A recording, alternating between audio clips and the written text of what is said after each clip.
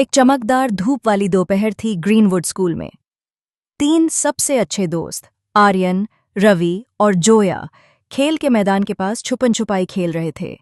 आर्यन लाल hoodie पहने, जिज्ञासु और सवालों से भरा हुआ था।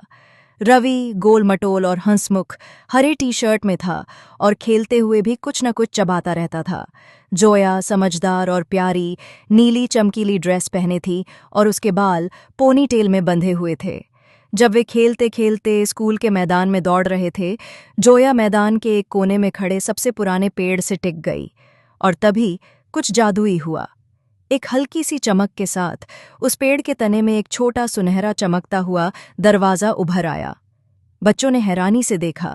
दरवाज़ा ऐसे चमक रहा था जैसे तारों की रोशनी से बना हो। जोया ने उंगली से उसकी ओर इशारा किया। उसकी आंखें आश्चर्य से फैल गईं। रवि ने हमेशा की तरह उसे एक डंडी से छूकर देखा। आर्यन धीरे से पास गया और फुसफुसाया, ये क्या है? तभी दरवाज़ा खुद ब खुद चरर की आवाज़ के साथ खुल गया और अंदर से जादुई रोशनी की लहरें निकलीं। बिना कुछ सोचे तीनों दोस्त अंदर चले गए और सब कुछ बदल गया। दरवाजे के उस पार था विज़ल पफ वर्ल्ड, एक ऐसी जगह जहां आसमान टॉफी के रंग का था, फूल बातें करते थे और जेलीबीन जैसे पक्षी हवा में तैरते थे। मगर कुछ ठीक नहीं था। तभी एक चमकीला स्क्रॉल नीचे गिरा और सुनहरी धूल के साथ खुल गया। उसमें लिखा था, स्पार्कल क्रिस्टल गायब है, इसके बिना यह दुनिया मिट जाएगी। तीनों दोस्त मदद करने को तैयार हो गए। नक्शे के अनुसार वे बबलगम वुड्स से गुजरे, जेली मशरूम्स पर कूदते हुए और गाती हुई बेलों से बचते हुए। रास्ते में उन्हें एक मज़ेदार फूला फूला सा जीव मिला, वॉबलवम्प, जो रास्ता रोककर खड़ा हो गया और एक पहेली पूछी, ऐसी कौन सी चीज़ है जो उसका नाम लेते ही गायब हो जाती है?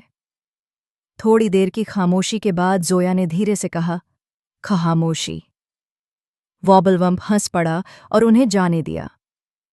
आखिरकार वे पहुंचे क्रिस्टल केव में, जहां स्पार्कल क्रिस्टल एक जेली बबल में फंसा हुआ तैर रहा था।